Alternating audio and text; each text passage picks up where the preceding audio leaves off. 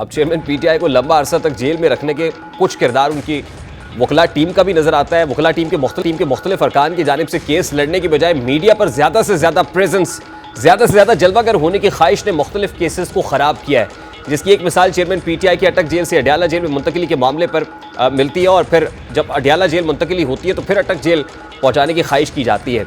चंद आज़ाद मुबस्सिरीन की तरफ से यह भी कहा जा रहा है कि जब चेयरमैन पीटीआई बंद गली में दाखिल हो गए हैं तो बीच बचाव के लिए अब प्रेसिडेंट आरिफ अलवी एक बार फिर कोशिश कर रहे हैं और इसको आखिरी कोशिश तस्वुर किया जा रहा है जिसमें वो आने वाले दिनों में आसिफ अली जरदारी और नवाज शरीफ से मुलाकात भी कर सकते हैं। दूसरी जानिब कल ही की शाम एक और मुलाकात पीटीआई के सीनियर रहनुमाओं की मौलाना फजलुर रहमान से भी हुई। कहने को तो ये मुलाकात पीडीएम सदर की खुशदामन के इंतकाल पर इजहार ताज़ियत के हवाले से बयान की जा रही, लेकिन तकरीबन पाकिस्तानी जानते हैं कि इस माहौल में ये मुलाकात किस मकसद के तहत की गई। इस मुलाकात का खुशगवार पहलू यह भी था कि पीटीआई के वफ्द ने मौलाना की इमामत में नमाज अदा की और यह मनाजिर देखकर मुझ समेत तकरीबन हर पाकिस्तानी थोड़ी देर को इस सोच में ज़रूर गुम था कि जिनको एक लंबे अरसे तक चोर और डाकू कहा जाता रहा, तरह तरह के अलकाबात से नवाजा जाता रहा, गैर अखलाकी गुफ्तगू उनके बारे में की जाती रही, उनकी इमामत में नमाज अदा की जा रही है। क्योंकि अब वन पेज वालों ने तो पीटीआई से कब का दामन छुड़ा लिया है। इस मुलाकात पर बाज़ अफराद को यह भी तशवीश है कि शायद ये मुलाकात ज़ाती नौयत की हो और चेयरमैन पीटीआई के इल्म में लाए बगैर की गई हो, लेकिन असद कैसर का ये कहना सहाफ़ियों से गुफ्तगू कर चेयरमैन पीटीआई से ये मुलाकात उनकी मुशावरत से की गई है, ये और भी मानी खेज़ है। यानी ये चेयरमैन पीटीआई की मर्जी से होने वाली मुलाकात थी। आज ये मौलाना फजलुर रहमान से मिल रहे हैं, कल आसिफ अली जरदारी से भी मुलाकातें स्केड्यूल्ड है। कोई माने ना माने हालात इस नैज पर पहुंच चुके हैं कि वही पीडीएम और बशमूल पीपल्स पार्टी जिनके साथ चेयरमैन पीटीआई बैठना नहीं चाहते थे, अब वही निजात दहिंदा है और वो पीटीआई को स्पेस देने पर तैयार भी दिखाई देता है। नवाज शरीफ का वतन वापस आना और इंतकाम की सियासत ना करने का ऐलान करना, एहतसाब के बयानिए से मुकम्मल तौर पर किनारा करना, इसकी वाज़ेह मिसालें हैं। सियासी तारीख देखी जाए तो भी एक बात पूरे वसूख से कही जा सकती है कि लीडर और उमूमी सियासतदान में फ़र्क होता है। लीडर वही होता है जो माजी की तलखियों को भूल कर आगे बढ़ने पर यकीन रखता हो। पाकिस्तान की तारीख में नवाज शरीफ की इसकी एक मिसाल है, जिन्होंने सियासी मैदान में अपने मुखालिफिन के खिलाफ भरपूर सियासत की, लेकिन उनके मुश्किल लम्हात में वो सबसे पहले मदद को पहुंचने वालों में भी शामिल थे। 2008 में चाहे बेनज़ीर भुट्टो और नवाज शरीफ के एक मिसाक पर मुत्तहिद हुए, 2006 के अंदर ये मिसाक हुआ था, 2006 में एक कंसेंसस डेवलप हुआ, लेकिन दोनों की अपनी अपनी सियासत थी। इस दौरान मोहतरमा की शहादत हुई तो नवाज शरीफ ही वो लीडर थे जो रावलपिंडी अस्पताल में उनकी डेड बॉडी रिसीव करने पहुंचे थे। इसी तरह 2013 के इलेक्शंस के दौरान जब चेयरमैन पीटीआई इलेक्शंस कैंपेन कर रहे थे तो उस दौरान वो कंटेनर से गिर गए थे, जिससे उनकी गर्दन में चोट आई थी, वो ज़ख्मी हुए थे और उनकी इयादत के लिए शौकत खानम हॉस्पिटल खुद नवाज शरीफ साहब पहुंचे थे और बुके लेकर गए थे और कहा था कि आइए खान साहब आप फ्रेंडली मैच खेलते हैं।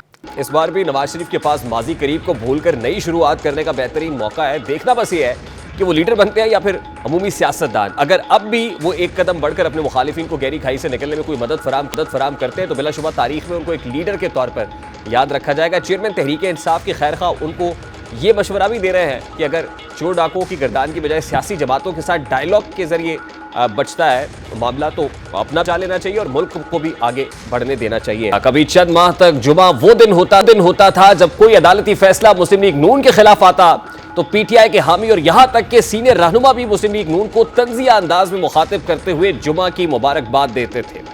यह अमल अखलाकी और मजहबी दोनों तरह से पस्त सोच की अक्कासी करता था। हवाओं का रुख तब्दील हुआ, वक्त बदला तो जुमे की मुबारकबादें भी बदल गई हैं। अब काफ़ी अरसे से हर जुमे को तहरीक इंसाफ की ख्वाहिशात के बरक्स फैसले आ रहे हैं और उनके सियासी मुखालिफिन इन फैसलों के साथ पीटीआई वालों को उनकी साबिका हवास माख्ता गुफ्तगू याद दिलाते हैं।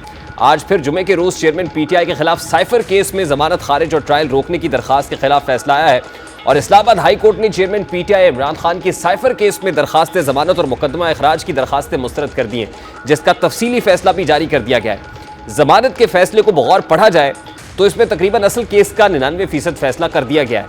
प्रोसिक्यूशन के हर इल्ज़ाम को तस्लीम कर लिया गया है, एक एक बयान को मनोअन तस्लीम किया गया है। यूं लगता है जैसे मुकदमे के मेरिट्स पर फैसला सुना दिया गया है। इस्लाम के जारी करदा तफसीली फैसले के मुताबिक बादी नजर में मुकदमे में ऑफिशियल सीक्रेट एक्ट की सेक्शन 5 का इतलाक होता है। हाई कोर्ट 23 अक्टूबर के ऑफिशियल सीक्रेट एक्ट की अदालत के फैसले में मुदाखलत नहीं कर सकती। फैसले में कहा गया है कि इस्तगासा का केस है कि वजारत खारजा ने साइफर को डीकोड करके प्राइम मिनिस्टर सेक्रेटेरिएट को भिजवाया।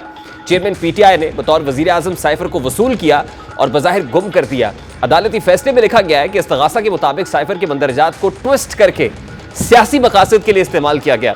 दफ्तर खारजा के साबिक और मौजूदा अफसरान बिलखुसूस साइफर भेजने वाले असद मजीद के बयानात रिकॉर्ड पर हैं। दफ्तर खारजा के अफसरान के बयानात से वाज़ेह है कि इसमें कोई गैर मुल्की साजिश शामिल नहीं है।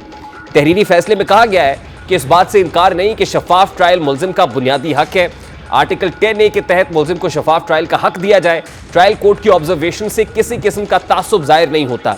हाई कोर्ट के फैसले में कहा गया है कि अदालत में पेश दस्तावेजात के मुताबिक दफ्तर खारजा की पॉलिसी वाज़ेह है और पॉलिसी के मुताबिक साइफर क्लासिफाइड डॉक्यूमेंट है जिसे गैर मजाज अफराद से शेयर नहीं किया जा सकता। साइफर को कुछ वक्त के बाद वापस फॉरेन ऑफिस जाना होता है। वकील के मुताबिक मुल्जिम पाबंद थे कि हुकूमत गिराने की गैर मुल्की साजिश अवाम को बताते। अदालती फैसले में यह भी कहा गया है कि हुकूमत गिराने की साजिश से अवाम को आगाह करने की दलील वजन नहीं है। चेयरमैन PTI बतौर वजीर आजम फराइज अंजाम देने की बजाय सियासी इज्तिमा से खिताब कर रहे थे। इस्लामाबाद हाई कोर्ट ने साइफर केस में चेयरमैन PTI के आइन के आर्टिकल 248 के तहत इस्तिस्ना की दलील को मुस्तरद करते हुए कहा है कि आइन का आर्टिकल 248 बतौर वजीर आजम फराइज की अदायगी पर इस्तिस्ना से मुताल्लिक है।